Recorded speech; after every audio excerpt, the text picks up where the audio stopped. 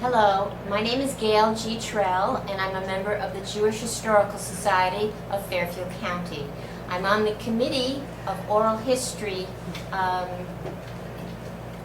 where we record members of the community who have been in Stamford or the community or the county for a while, and we like to know their background so that we can keep track of our history, of all the historical history. So today I'm interviewing Adele Shulman, and she will tell you all about herself. Hello, Adele. I'm here to interview you, and we're going to ask you some questions. Like, tell us your name. Let me think. My name is Adele Weisberg Shulman. And tell us when you were born. November 24th, 1919. That's right. And you were born where? In Stamford, Connecticut. Okay. Can you tell us a little bit about your parents? Well, my parents came from Europe, from Poland or Russia, depending on what they called it at that time. But they met here. Now, my father always told me the minute he laid eyes upon my mother, he got it right there in his heart, and he knew she was the one for him, and apparently she was, and they lived forever after. And Really. give us, for the record, give us their names. My father's name was Morris Weisberg. My mother's name was Miriam Zola, Z-O-L-A. And I used to say if I ever had a son, I would have named him Solo. But I was very fortunate to have had 3 girls and said no complaints whatsoever. Great. Now, can you tell us a little bit about your family, your brothers, sisters? Tell us. Well, my brothers lived in Stamford. My brother Sidney moved to New York, and he lived in New York. He had like a studio apartment, and my brother Harold had married and lived in Stamford, but then they got divorced, and he still lived in Stamford, and lived here for the rest of his life until he had to move into the Jewish home for the elderly, and that was a wonderful place. I rave about it all the time, especially since I was on the board of the Women's Auxiliary for a number of years. Then the driving got to be a bit too much. Then I was asked if I'd like to be on the board of the general board of the whole home. And Joe Meltzer had asked me, and his wife Lily, and of course was my dearest friend, and he said, look, I'll take you, I'll drive you. I was not going to drive to the home at night. And I didn't. I gave it up. By then I started to lose my hearing. And then all of a sudden I became the secretary of the Historical Society. And I always wanted to go, and I thought, oh, I guess Kermit wouldn't want to go, and I don't want to go myself. And I learned. Took me a long time to learn that there are some places, if you're really interested, you go yourself. That's all there is to it. I don't need someone to hold my hand. And that's it. Would you like to tell us a little bit about growing up here in Stamford with your family and what you did? I grew up on Henry Street in Stamford, and I am reminded of that every single time I go to the Fairway Market, because it's the only place in town where you can get kosher meat and all kinds of things that you can't get anywhere else. It's a great store. Too bad it's so far. Every time I go there, I think, where did this building come from? Where did that? There were no buildings at that time. The only thing was Yale in town, and they took up like half of the area, and all of the newcomers got jobs there, newcomers to Stamford, unless they had some sort of profession. My father was a carpenter. He had no trouble getting any work because they were really building here like anything. So he even built the house we lived on Henry Street. behind us on Henry Street was the old-fashioned trolley barn. When we had trolley cars in Sanford, we could go in the back and play in the trolleys. Really? Yeah, well, that was a lot of fun. I don't know if anybody ever saw us, but nobody ever complained. Did you take them? Did you ride on them? Oh, of course, everybody. And how much was it? A nickel or a dime. Then we moved to Myrtle Avenue, and when we moved to Myrtle Avenue, there were trolley tracks on the street, and they went on the trolley tracks to Roten Point. So you could get, and Roten Point is a miniature ride, what do they call it, a ride? Playland? Park? Playland? Yeah, Playland, that was it.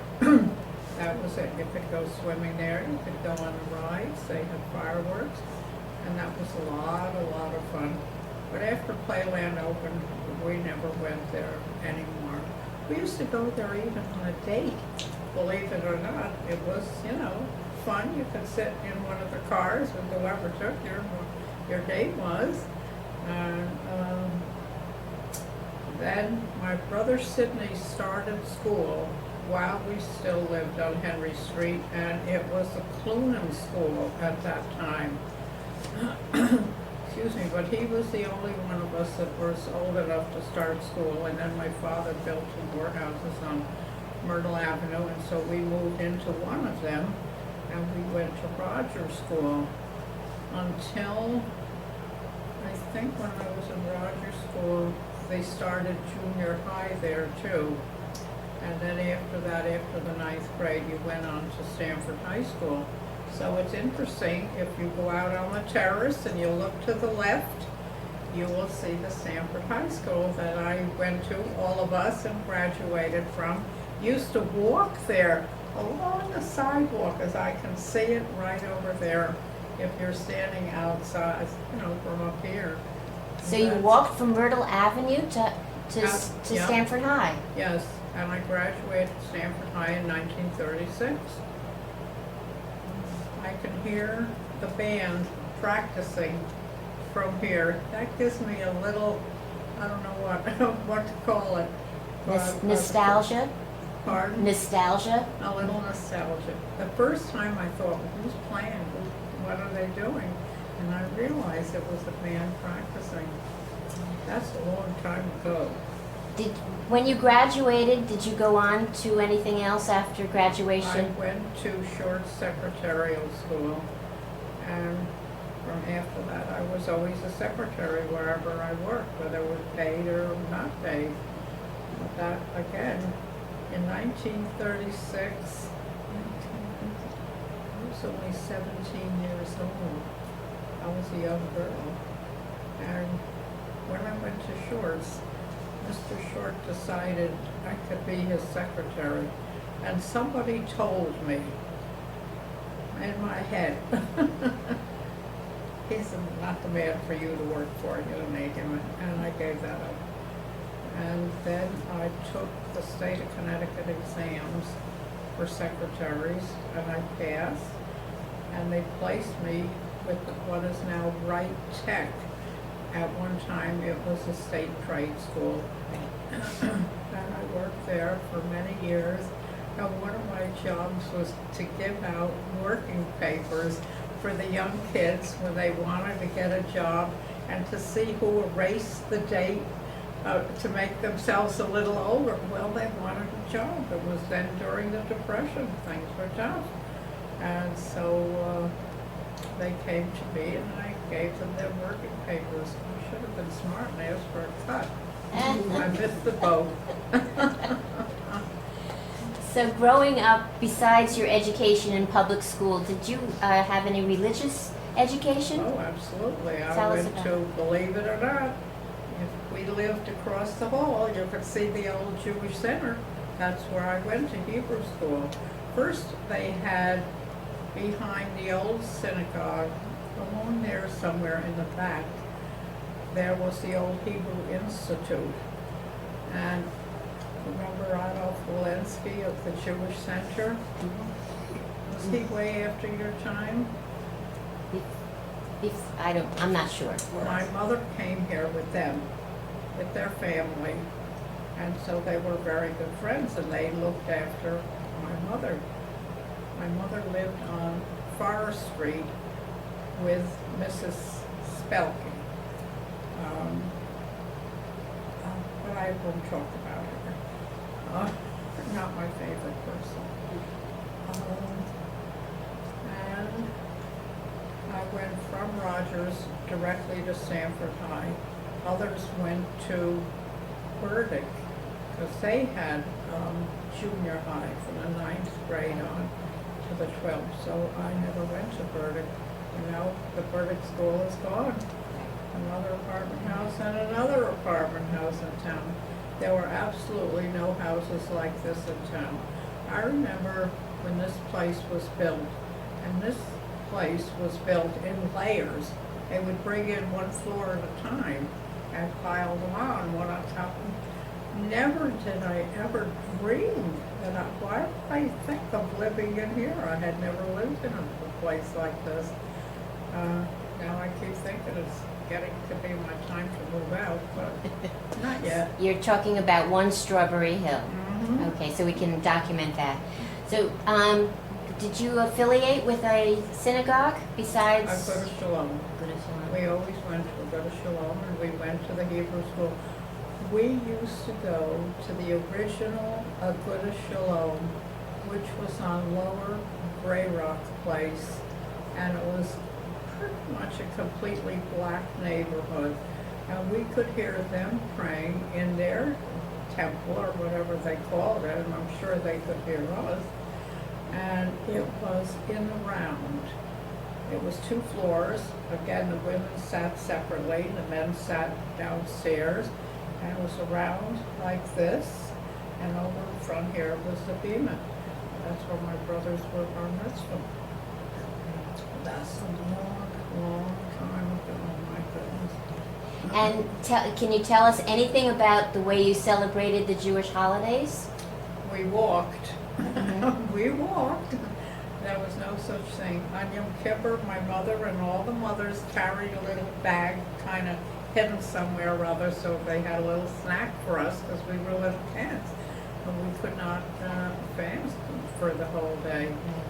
And then finally, we moved. Go to Shalom. Moved from there, from the old Grey Rock Place to Grove Street, and they built that synagogue, and then we always went there. But that place was a big problem because they had all those steps to walk up to get in. They had some side doors, but you still had to walk a million steps to get upstairs, any way you looked at it. But I don't recall going to Hebrew school there, but I do remember going to the Jewish Center here. So were there other holidays that you remember, like Passover? Oh, absolutely. We had to help my mother bring her stuff down. They had an attic in her house, and everything was wrapped in barrels, no less. So we carried a little at a time. She had a pantry. She lined all the shelves, and we put the stuff. And my father made boards to fit over the wash tubs that were in the kitchen for washing clothes, and boards for the sink. And I don't know how many people do that anymore. Maybe my daughter Suzanne. No, they covered everything with some sort of plasticware to cover all the pumps. That's a long time ago. I never dreamt I'd have such a religious daughter, but we have her, and that's how it is. So, let's get you a little older and you're in secretarial work. How did you meet your husband? You don't know the story? I don't know the story. I'd love to hear it. Don't believe her. Everybody in the world knows that story. I don't. Pearl Bass lived across the street from me, and she came to me and she said, you know, I went to Burdick to sign up for a course at night. It was already during the war then, not the Civil War, but another war. And it was something to do, and she said, come on, I'll go with you. And we didn't have cars at that time. My parents had cars, but not us, my brothers and I. So we go to the school to register, and Pearl says to me, register with Kermit Shulman. I said, well, what was that? She said, you don't know Kermit Shulman? I never even heard the name, much less did I know him. My mother knew of the family, but she did not know Kermit. And I said, okay. So I went, and I went to sign up with him. He said, what are you going to make in sewing class? I said, I don't know. I didn't even know what I was going to sign up for when I came here. So he said, smart aleck that he was, well, you should make an evening gown. You'd look lovely in an evening gown. And the next night, ting-a-ling-a-ling on the telephone, and this boy says, hello, Adele. This is Kermit Shulman. I said, who are you? He said, I never heard the name. Of course, after a while, when I worked at the Federation for so many years, I knew every Jewish name in town. When we went to Israel with a group from Stanford, and we were on the bus, everybody was hollering back to me, hey, what's the zip code for Gail Trell? I knew everybody's address and everybody's zip code, just what I needed to know. And so anyhow, I went out with Kermit, and before you know, we got married.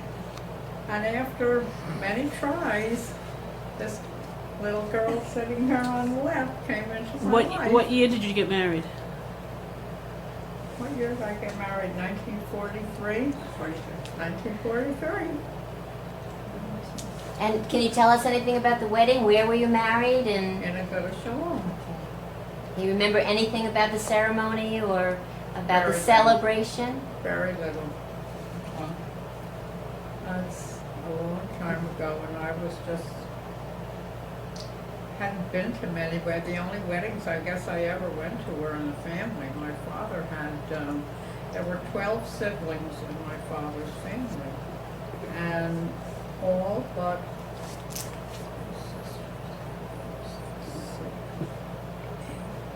I think only 8 came to the United States. Whether the others died or they just didn't come, I don't know. And in my mother's family, she came here, and her 2 of her brothers came, but her sisters didn't come. I don't know how my grandmother would have picked my mother to go and her 2 brothers, but that's how it was. And my mother came with the Walensky's, who lived in the same town. See, too bad my brother Sidney's not here, because he knew more of that than I ever did. He remembered more. Well, we're going with your memories. Okay. Okay. So you decided to start a family, and Barbara came along. Mm-hmm. A few years later, Suzanne came along, and 3 years later, Alan came into our lives, and then Dr. Freeberg said, that's it for you, Adele, no more babies. I said, okay. So one time, Kermit said to me, aren't you I can tell my father I couldn't have any more babies. He said to me, aren't you ever going to have a son, for a Jewish man, not to have a son, to say Kaddish for him. So I said, all right, I'll tell you what, I'll trade one of them for a son. He gave me the look you just gave me. He did the King Solomon. That was a King Solomon question. Mm-hmm. So you had, what date, do you remember the date in 1943 that you got married? February 21st. I must remember. See that, Barbara? I have a little memory. Very little. So now you have the 3 girls, and they have families. Do you want to say anything about their families? I love them all. Michael, number 1 on my list, was my first-born grandson. And then after that, Barbara had 3 more sons. Well, that's how she got the name 4 Sons Mother. And Michael could not say Grandma Adele, but he called me Grandma Adele. So that's how I got the name Grandma Adele. when I got a computer, Ellen said immediately, your name on the computer will be Grandma Dell. I said, that's really great. That stuck with me. Some of the kids say it, and some of them don't, but it's a lot of fun. I love it. A Love lot of fun. it. So after Michael, Then there was Andrew. Andrew had a girlfriend when he was still in the crib. We used to say he liked a little girl. And then there was David.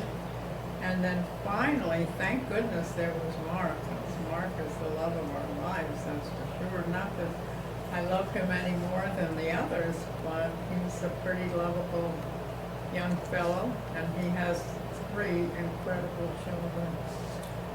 And a darling wife. She looks like she could be one of his children.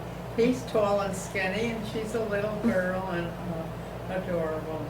her name, Robin. and their children's names? Do you think? No, it's okay. For me, there are There's so many, and Cameron, and Ethan is the youngest, and in between there is a girl, and her name is Emma. So good. they are the cutest, the sweetest kids you ever saw. And who else has children? Michael? Michael only has one son, Riley, and the other 2 are not married, so they don't have any children that I know of. Okay, on to Suzanne. Suzanne was married when she decided to live in Israel. So take her to the airport, to go to Israel, and I'm crying. And the attendant at the door who's taking the tickets put his arm around me, I will never forget, and he said, Mama, don't cry. Just think of a beautiful place you'll have to go to visit. I said, all right, if you say so, what else can you do? That's it.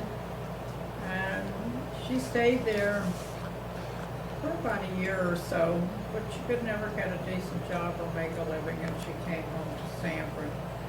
The night she came home, I don't know how she met somebody that told us that there was a sale of photography at one of the hotels downtown. I think it was the Davenport. So we went, and there was a young man by the name of Stefan Piankney, and he too, I guess, called Suzanne, found her number, or I have no idea how it worked out, and she did marry him, and then he became like a member of our family. I really love Stefan, and to this day I still love him, and to this day he calls me up for my birthday, for Rosh Hashanah, for certain days of Mother's Day. Hello, Adele, this is Stefan. And I always say, Stefan, who else says hello, Adele? You with your Israeli accent. Although he was born in Poland, his mother, they fled Poland just in time to be able to get out. They're lucky that they got out. He had a brother too, and unfortunately his brother died. And he's buried right in the Avodah Shalom cemetery because he had no family here. And we did what we could for him. And then he was accepted at, he went to Pratt to become an architect. And then he was accepted at Rice University to go on to graduate school. That's how they happened to move to Houston, Texas. Oh. And Suzanne still lives there. Her children were all born there, and they live there. And I think Suzanne knows just about every Jew in Houston, Texas. Maybe she's missed, 1 or 2 here and there. And Do you want to name her children? sure, Sarah. Can I have my picture with Sarah right there? Who just got married several months ago. I don't know, I have no recollection of anyone taking this picture. This is my granddaughter Sarah with me. She's been married, like 5 or 6 months, I think.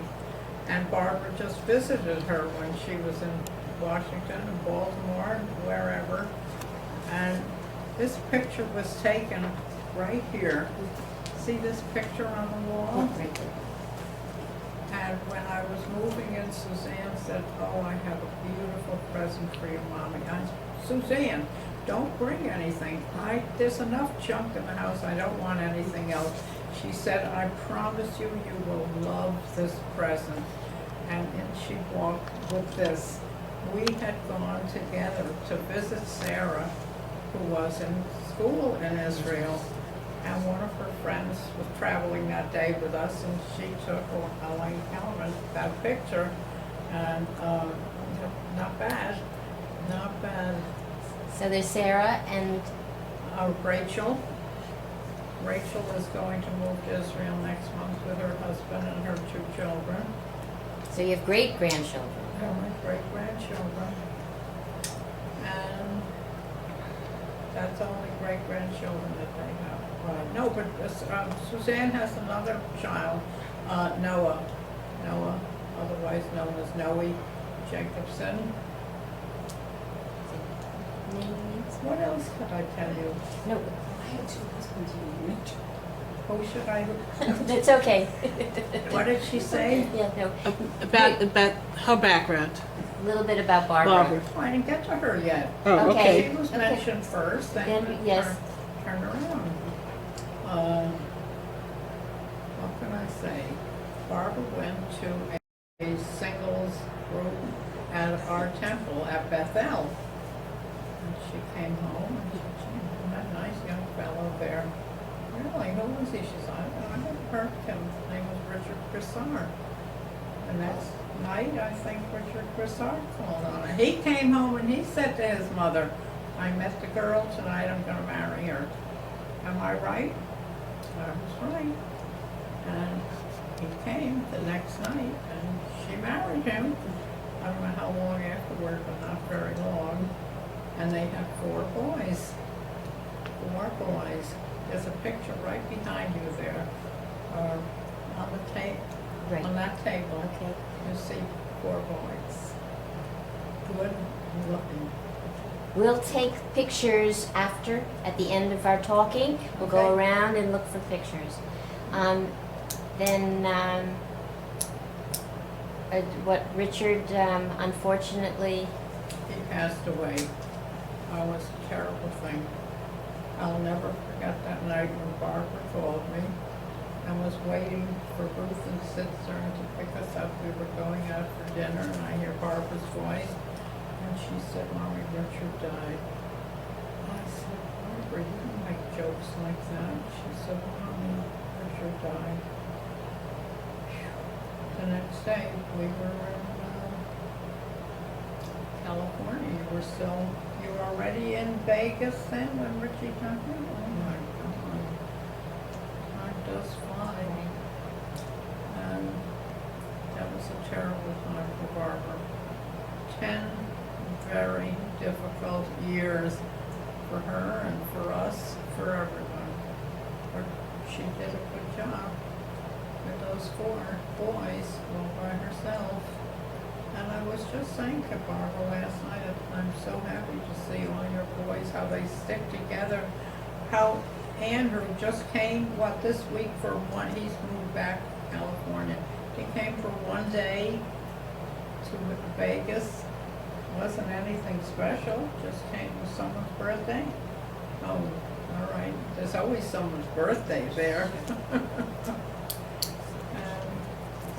And then she met Terry. I think I rave about Terry more than I do of my children, my own grandchildren, my great-grandchildren, whatever. Terry is 1 in a million. He really and truly is. I love him dearly.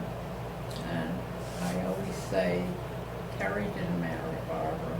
He married the whole family. sweet thing. And there isn't anything he wouldn't do for anyone in the family. That's all there is to it. Yeah, he is really great. So now we have Ellen. We don't want to leave her out. No, now we have Ellen. Ellen has Eli, he's her youngest, and Miriam named for my mother. She is the elder of the two, and next month she will be moving to Chicago. She graduated from the New England Conservatory of Music in Boston, and I think she had already been offered a scholarship somewhere, but she didn't want to go to school anymore, and she wanted to move back to Blacksburg, Virginia, which is where Ellen lives, and where her husband is a professor at Virginia Tech His name? University, and it's a real university town. What is Ellen's husband's name? Leo, you have heard, you got the Piilonen, Piilonen. Okay, we got it on tape. Oh, okay, okay. And, I don't like to brag, but he just got 2 awards. One as the outstanding professor in the physics department. He is tell me what it is, a nuclear physicist. You know what that is? Ellen says now it's a particle physicist, whatever that might mean.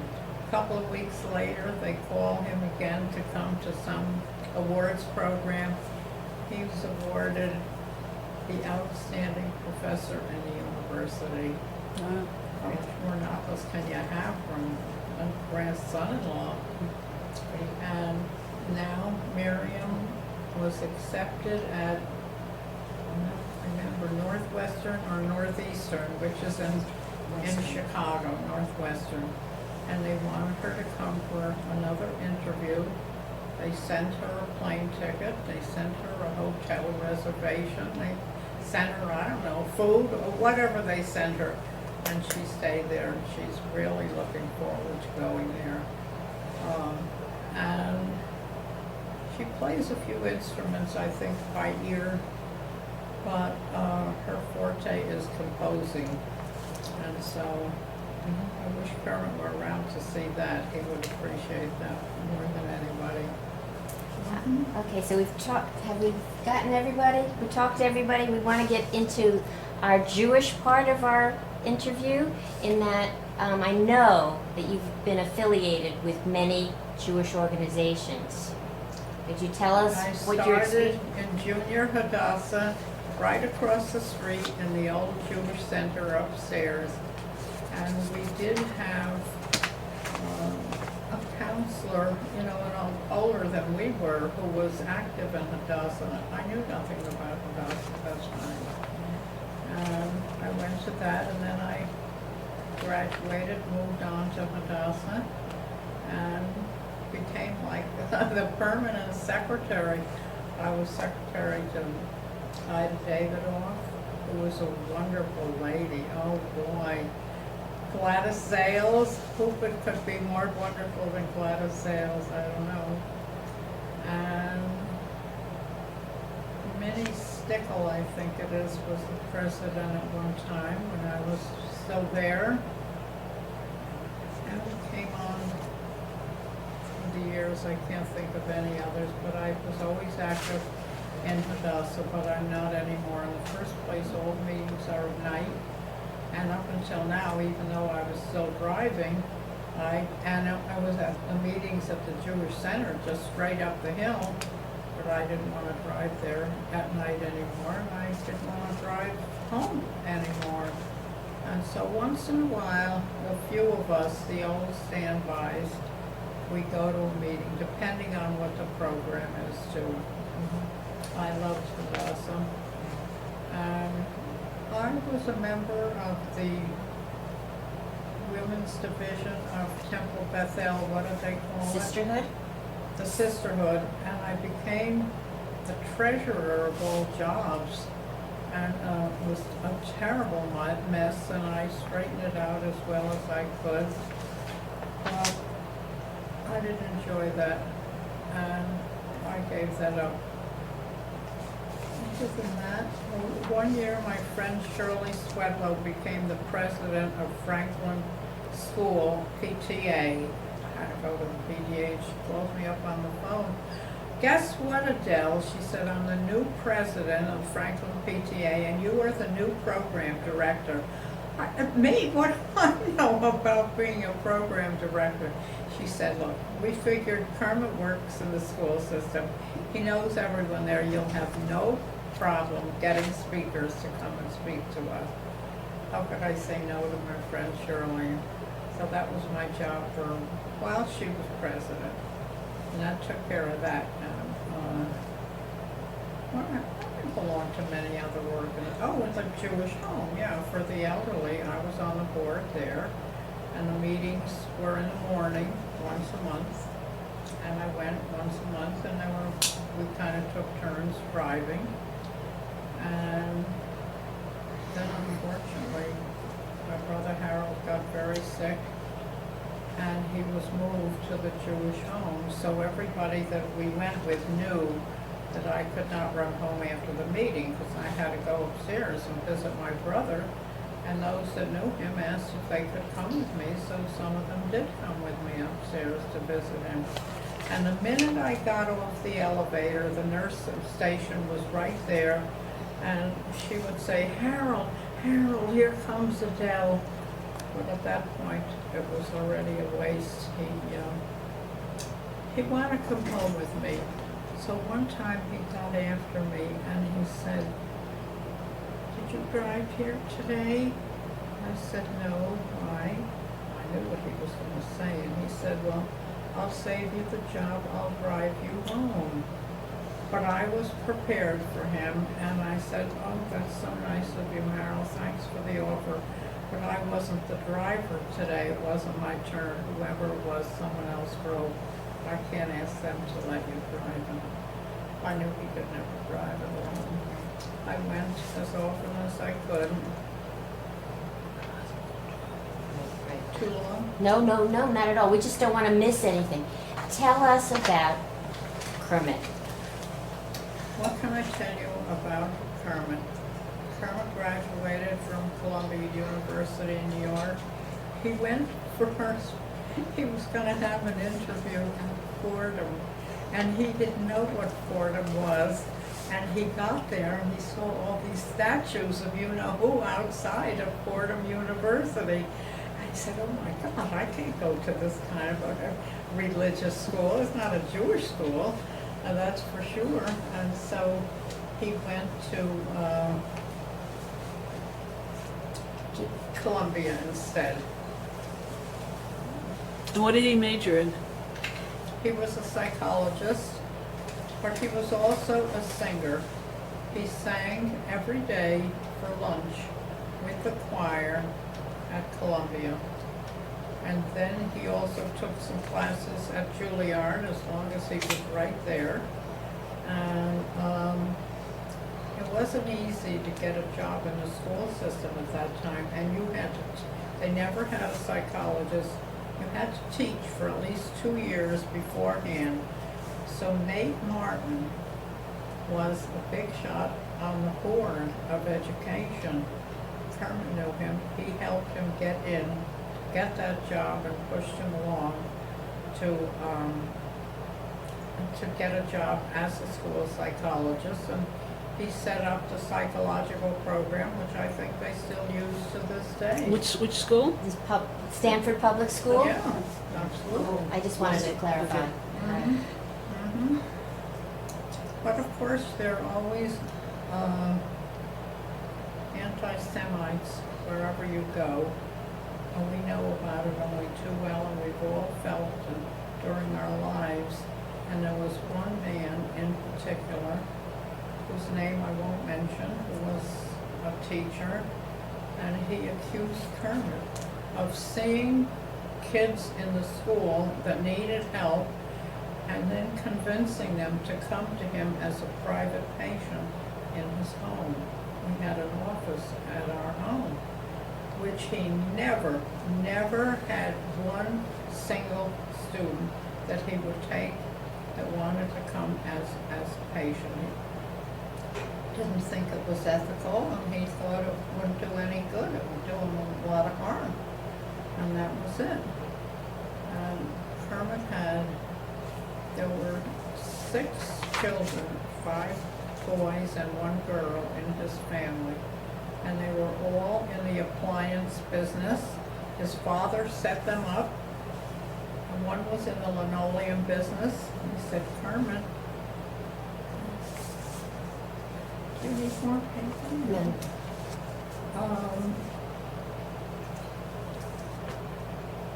His father said, I set your brothers and your sister up in business.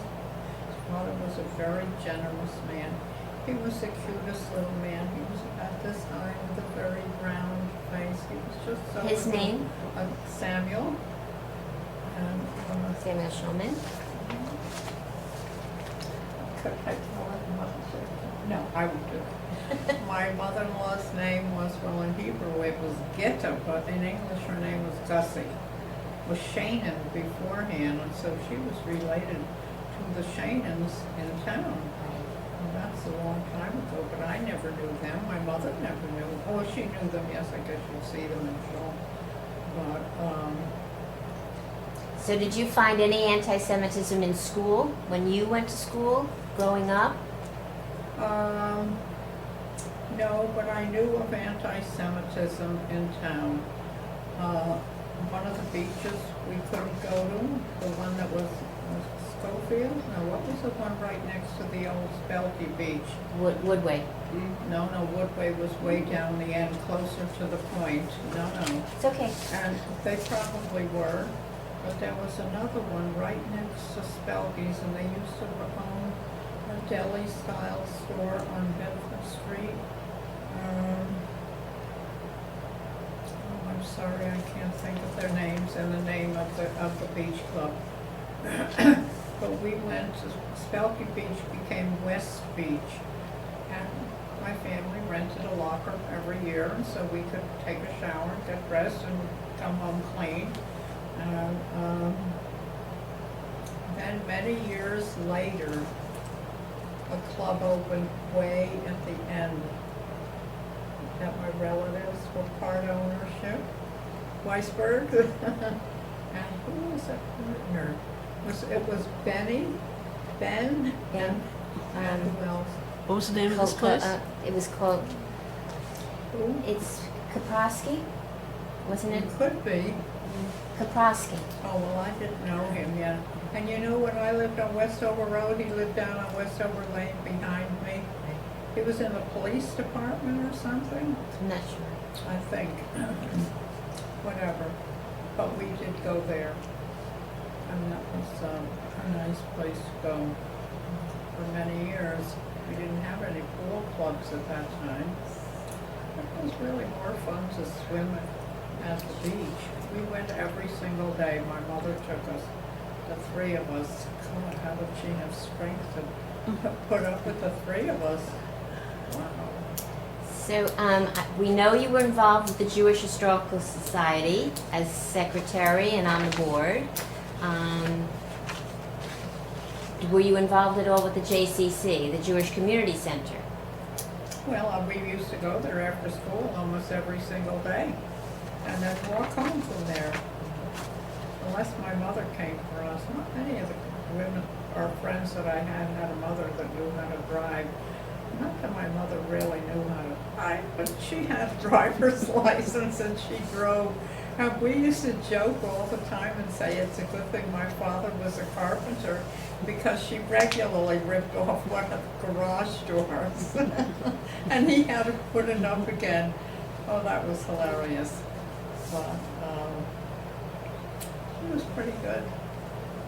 Want to see a picture of my mother, my father, and the three of us? We have to go right over here. We will do that. When All we're right. finished with our talking, we can then just stroll around. And I always say when I look at that picture, the photographer must have said, if any one of you dare crack a smile, you've had it with me. So we're standing there, the three of us, my brothers and my parents, with our straight faces and not a smile. That was the style. Pardon? That was the style then. It was? Oh, okay. Well, we were very stylish.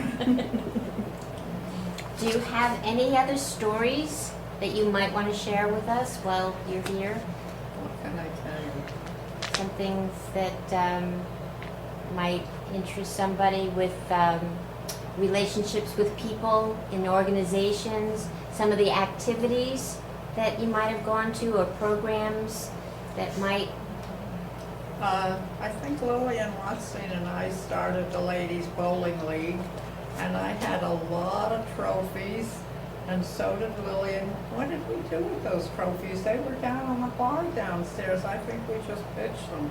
Was I going to take all those trophies to come here? That was a little ridiculous. But that was fun, and then Lillian decided we should have a couples group go at night to bowl. And so Lillian came with Saul, and I came with Kermit, and that's all I can remember is the four of us, but there were many more than that. so besides bowling, what are your other hobbies, or what did you used to do? I used to play the piano. They told me I had piano fingers, but they don't look like that anymore. I had a couple of different piano teachers, the last one being, was it David Rabinowitz? Was his name David You Rabinowitz? played the organ too. Huh? Right, and he lived on Bedford Street upstairs. That's where he gave the piano lessons. I took from him, and I knew his wife. His wife was Goldie, and she was active in the Hadassah thrift shop. That was a big money maker for us. And I worked there once in a while, you know, as a volunteer. We had a paid worker, and the rest of us were volunteers, and that was fun. Do you remember where it was? Of Bill? course I remember Tell where it us. was, right alongside 3-4 stores up from Frank Martin's. So it was on Atlantic? Well, that's where, I don't know, was that considered Atlantic? The bank? Bank Street? Park? No, Bank Street went this way.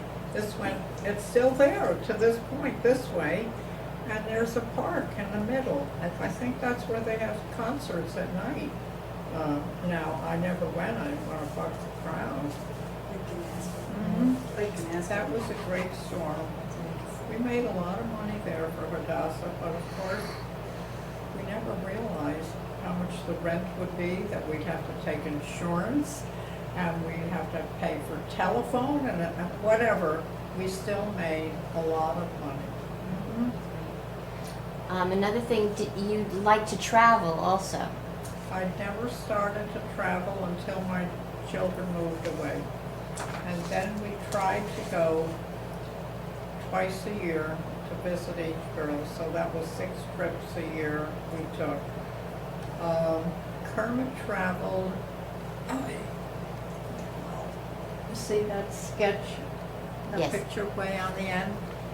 One summer, he and Mayo Swordman were very good friends, and Mayo Swordman was the art teacher in Sanford, and they went to Europe, and that's one of Mayo's, and he gave it to Kermit, and of course I wouldn't part with it for anything, and we remained good friends for many years, and he said it was at the time when things were getting very, very bad in Europe, and the girls were begging them to get married just to get them out of Europe, and then they could divorce them, be through with them, but they didn't think that they could manage that somehow or other to marry them and then dump them, in other words, you know, here.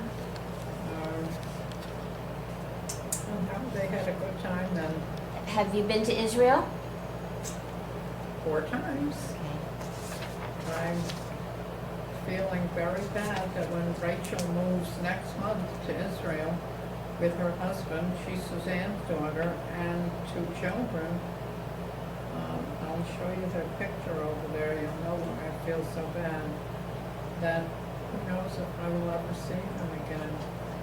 When they go, they're going to drive from Houston, Texas to Florida.